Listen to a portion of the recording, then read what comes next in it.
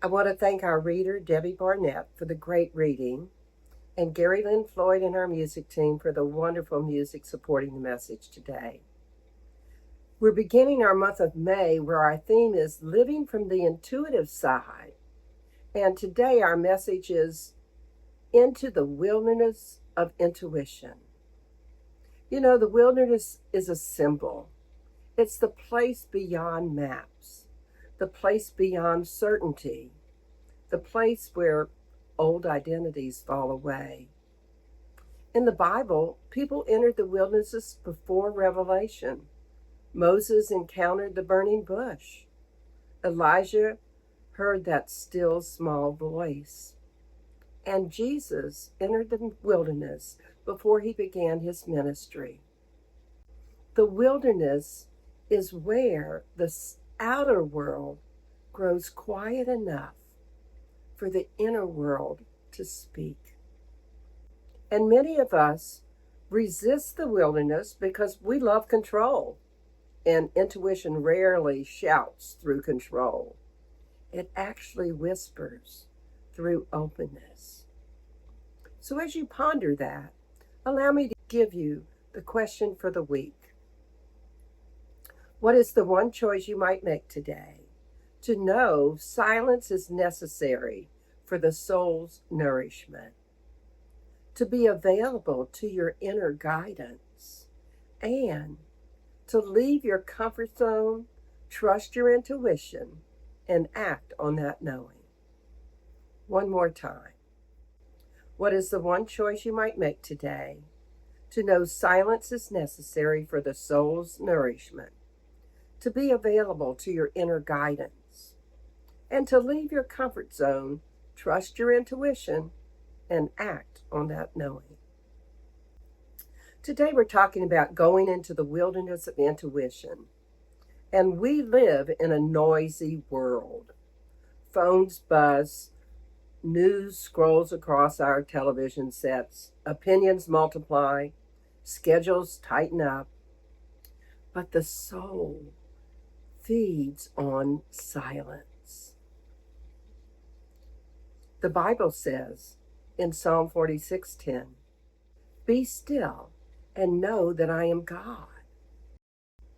And Ernest Holmes reminds us, "Be still and know that the presence within you is God." Stillness is not laziness, and it's not emptiness. Silence is the fertile field where wisdom grows. There was a woman who drove home the same way every day. Every evening, the same roads, the same traffic light, the same routine. And one evening, as she approached her normal turn, she heard within herself a clear thought: go another way. There was no reason or logic behind it and no viable danger. She almost ignored it. But something within her felt firm and calm, and so she turned onto a different street. The next day, she learned there had been a serious collision exactly where she would have been. Now, was that magic? Coincidence? Perhaps. I tend to think it was her angels giving her a little nudge. Many of us know that feeling, something inside that quietly says, wait, call somebody right now. Don't sign that. Take a chance. Go there. Rest today. Trust this person. Walk away. Science of mind teaches us that divine intelligence flows through us now. Divine intelligence flows through us now. Guidance is not reserved for prophets. It's available for anyone that's willing to listen. A Course in Miracles tells us, in quietness are all things answered. How many answers have we missed because we asked the question, and then ran away or gave up on something before the answer arrived. There was a violinist, and she complained that her instrument sounded terrible. She tightened the strings, she changed the bows, she blamed humidity. Finally, a master said to her, "The room is too noisy. You cannot tune your violin here, where you cannot hear." So they moved into silence, and within minutes, her violin was perfectly tuned. You know, many of us live out our lives out of tune, not because we're broken, but because we can't hear. Silence is necessary for the soul's nourishment. So here's a spiritual practice that might help you find some silence. I call it daily sacred silence. Every day, take 10 minutes with no phone and no music and no talking and no TV. Sit, breathe, listen, and ask only one question. What would you have me know today? Then be still and listen for the answer. And by the way, don't expect fireworks. Guidance often comes silently before the words. Intuition, our guidance, is always broadcasting. The real question is, are we available? There are a lot of people that say, "I never get any guidance." Perhaps it's because the guidance came when they were too busy, either reorganizing the junk drawer, watching TV, or just not paying attention. Inner guidance can arrive in many ways. A gut feeling, sudden clarity, repeated nudges, a dream, a phrase you keep hearing, deep peace about a choice, a sense of expansion or a sense of contraction. The Buddha taught us that awareness is the path. And Lao Tzu said this: "At the center of your being, you have the answer." At the center of your being, you have the answer. Yet, how many of us are too busy to look within? Or how many of us notice an answer and think we have a better solution, so we ignore that answer? Science of Mind teaches us that the infinite mind individualizes itself through us. Let me repeat that. The infinite mind individualizes itself through us. This means wisdom is not outside of us, it's expressing as us. Are you too busy to listen? Ram Dass told us, the quieter you become, the more you can hear. There was a man who kept thinking of an old friend. He thought all week, I should call him.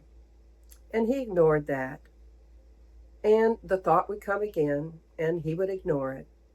Finally, he decided to call his friend. The friend answered in tears and said, "I was in a dark place and praying someone would reach out to me." Sometimes intuition is not about us. Sometimes we're the answer to someone else's prayer. I know I've experienced those nudges, and sometimes I've ignored them. Through the years, the results of paying attention have made me better at listening.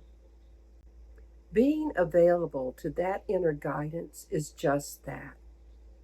Making yourself available so you can hear the guidance. Finding time to slow down and be still and be open to how the answer shows up. Yeah, we have to be open to it. You know that old joke about the man who was trapped on his roof after a hurricane and he prayed to God to get rescued.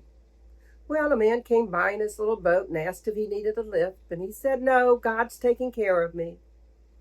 And then a Coast Guard boat came by and said, "We're here to help you." And he said, "No, I'm okay. God's taking care of me." Finally, a helicopter hovered over him, and again he refused help. God was taking care of him. The waters rose, and he drowned. And when he got to heaven, he asked God why he didn't rescue him. God said, "I sent you a boat, the Coast Guard, and a helicopter." Yep, sometimes we just have our own idea of how the answer should show up. So let's look at a spiritual practice that might help us not become that man on the roof. I call it becoming available. 3 times a day, pause for only 1 minute. 1 minute. You have 3 minutes in all of the minutes in a day. Put your hand on a heart and ask, what am I feeling? What am I knowing? What matters right now? Then listen. This practice trains receptivity. What matters right now? Hearing guidance is one thing. Following it is a whole different story. This is where intuition becomes real, and where that quote from today's reading by Alan Alda applies. You have to leave the city of your comfort and go into the wilderness of your intuition. What you'll discover will be wonderful. What you'll discover is yourself. We love intuition when it tells us to buy a snack for later. We resist it when it says, leave that unhealthy relationship, or start that business, or forgive them, or maybe move to a new city. Hey, I resisted that one. Begin again. Speak your truth. Rest so you can heal. We often resist intuition when it says one of those things. Comfort zones feel safe, but often they are just familiar prisons. Think about that for a moment. Does staying in your comfort zone feel like a prison, or feel like nothing new is taking place in your life? The Dalai Lama teaches compassion and courage walk together. So if we fail to have the courage to step out of our comfort zone, we're playing small, and we're forgetting to have compassion for ourselves and others. Jonathan Parker often writes about practical spirituality, the willingness to embody truth in action. Here's one of his quotes. Your mastery of life begins the moment you break through your prisons of self-created limitations and enter the inner worlds where creation begins. The moment you break through your prisons of self-created limitations. Are you willing to break through those? It means getting out of your comfort zone. Yet, the reward is a world where creation begins. My dean, Catherine Economo, used to tell her students that transformation begins when we stop betraying our inner knowing. It took me a long time to figure that out, that transformation begins when we stop betraying our inner knowing.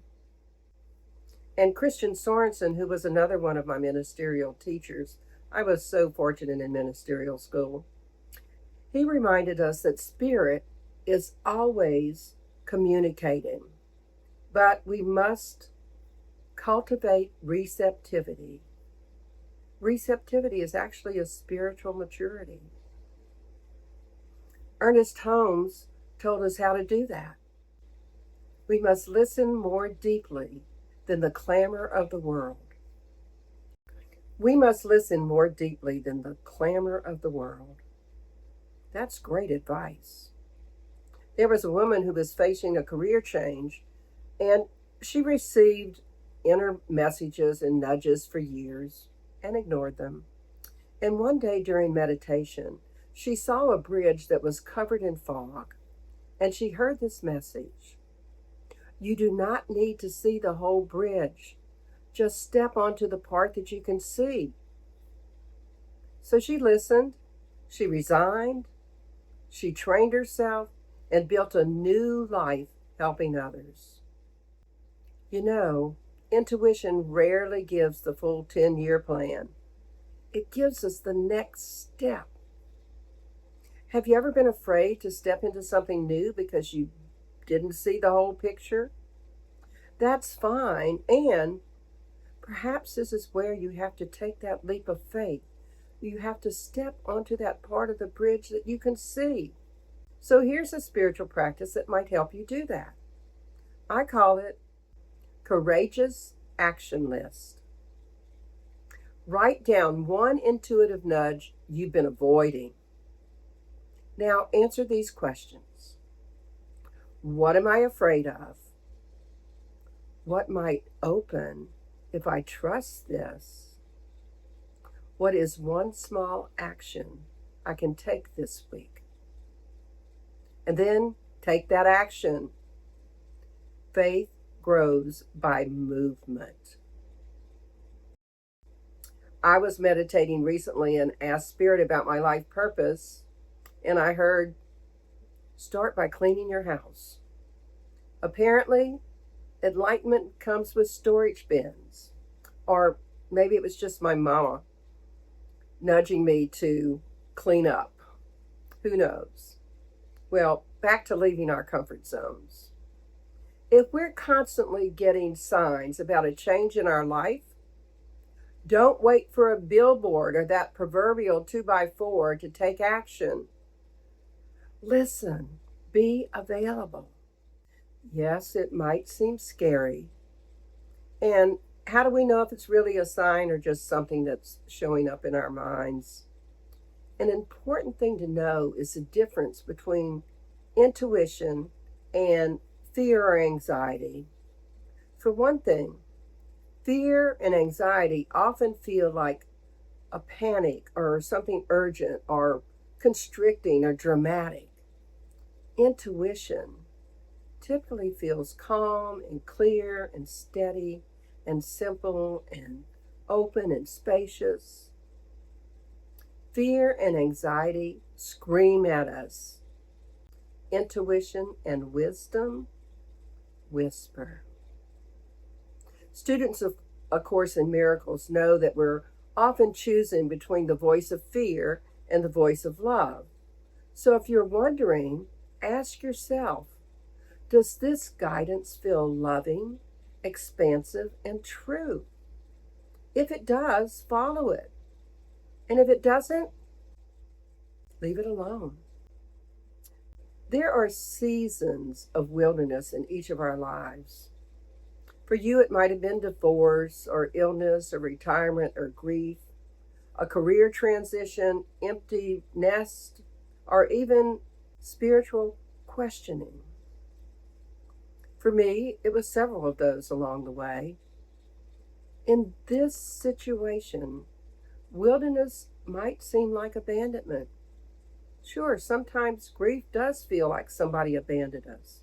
Sometimes divorce does feel like we've been abandoned, especially if we're not the one that wanted the divorce. What if we looked at the wilderness as intuition, the beginning of something new and creative in our life? Might you see the outer map disappearing so that your inner compass could awaken? You know, Moses didn't get clarity in that palace. He found it in the wilderness. And Jesus didn't begin his ministry in comfort. He emerged from the wilderness. Maybe what feels like being lost is actually being led. So let me end by giving you a spiritual practice that strengthens intuition. I call it strengthening intuition. Choose one or more of the following every day. Reduce noise. Less input means more insight. Honor your body wisdom. Often your body knows something before your mind. Journal about your nudges. Write down those nudges so you can see patterns. Follow small guidance. Trust those little nudges so the bigger ones become clearer. Release perfection. Guidance often unfolds progressively. And pray daily. Align with truth, no begging. Prayer is recognition. And remember, the wisdom of God is alive within you right now. And one last story that solidifies this lesson and brings us out of the wilderness and into the light of accepting our intuition. There was a seed, and it laid in a dry desert soil for years. Nothing happened. Then one day it rained, and suddenly life burst forth from that seed. Some of you may think that nothing is happening in your spiritual life, but perhaps you're not dead soil. Perhaps you're that desert sand, and intuition is the rain. I'm certain your intuition is bursting forth in you. Ask yourself, what's one inner nudge you've had recently? And what if that nudge is sacred? And then determine what you want to do about that. So I'm going to ask you to repeat a few affirmations after me. How is it I so easily trust the wisdom within me?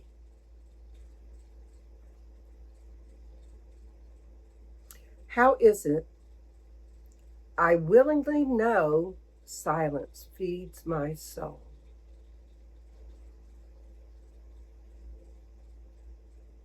How is it I so effortlessly remember guidance is available now?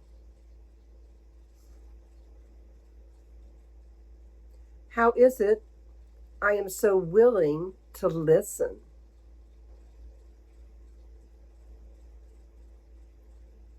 How is it I am so willing to act? How is it I so energetically leave limitation and enter possibility?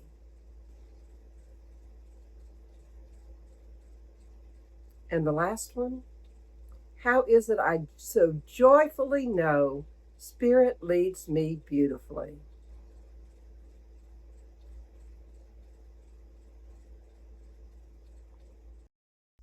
And let us each know wilderness is a sacred space where your soul remembers the way.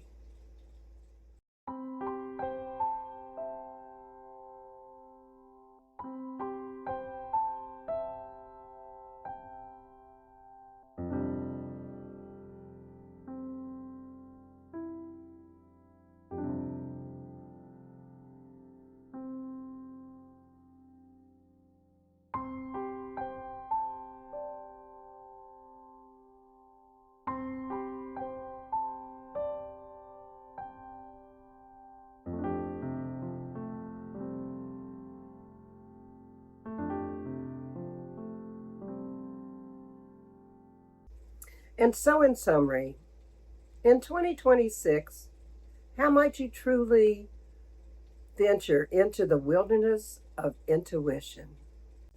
Silence nourishes the soul. Without stillness, we can't hear that wisdom. It's in the quiet that the answers come. And remember to be available to guidance. Spirit speaks in subtle ways. You have the answers if you don't ignore those nudges. And be willing to leave your comfort zone and trust your intuition. The wilderness is that sacred place where the soul knows the way. So break through your prisons of self-created limitations and stop betraying your inner knowing. Cultivate receptivity. So here's your affirmation for the week. How is it I so willingly, energetically, and effortlessly know silence is necessary for the soul's nourishment, am available to my inner guidance, and leave my comfort zone, trust my intuition, and act on that knowing. And your challenge this week is each day ask yourself, what nudges am I ignoring? And then step into that sacred place where your soul knows the way. I always ask you to commit to some spiritual practices that might help you enter into that wilderness of your intuition. You can use the ones I suggested or make up your own. So let's pray. We pause, we take a breath. We enter within. And we leave this time together recognizing the infinite presence, the infinite life, the infinite wisdom, that guiding, loving presence. And I recognize that same spirit that lives in me, shines through me. I celebrate the guidance that is already within me, grateful that that intuition never abandons me, and knowing that I have the courage to trust what I know is in my heart and to listen to those quiet nudges. And as I know that is true for me, I know it is true for every person hearing this prayer. I know that each person heard something today in the time we spent together that allows them to know that trust speaks louder than fear, and peace overrides confusion, and the wilderness of intuition is indeed the sacred place where their soul knows the way. I know each of us is guided, held, and led, and can trust that still small voice of intuition within. Trust that the perfect path is unfolding. I know that the divine presence lives within each of us and walks beside us always. I know we can each find that place of quiet, clarity, strength, and willingness to listen to truth. I see each of us being the embodiment of divine love, the love which guides our steps with wisdom and fills our days with gentleness and with vision. And I see each of us rooted in peace and lifted by love, choosing today to allow silence to nourish our souls and to know all that we are and all that we might become is love. May the tapestry of our lives continue to unfold in beauty, purpose, and love, and may we each enter into the wilderness of intuition, knowing it is indeed that sacred place where our souls know the way. I'm grateful for each person who's chose to spend time with us today, grateful we can go forth with an open heart, available to that inner guidance, and acting on our knowing of that truth. So it's with great gratitude, with joy, bliss, and blessings that I give thanks for the peace that is already within us. I trust this word, I release it into law, and I let it be, knowing it is already done, complete and fulfilled. And so I say amen, and we affirm it together. And so it is. And I'm grateful for everyone that has been contributing to our community. I hope that you will continue to contribute and that some of you that have not been contributing will recognize this as your spiritual home and make a donation. Enjoy our offertory song.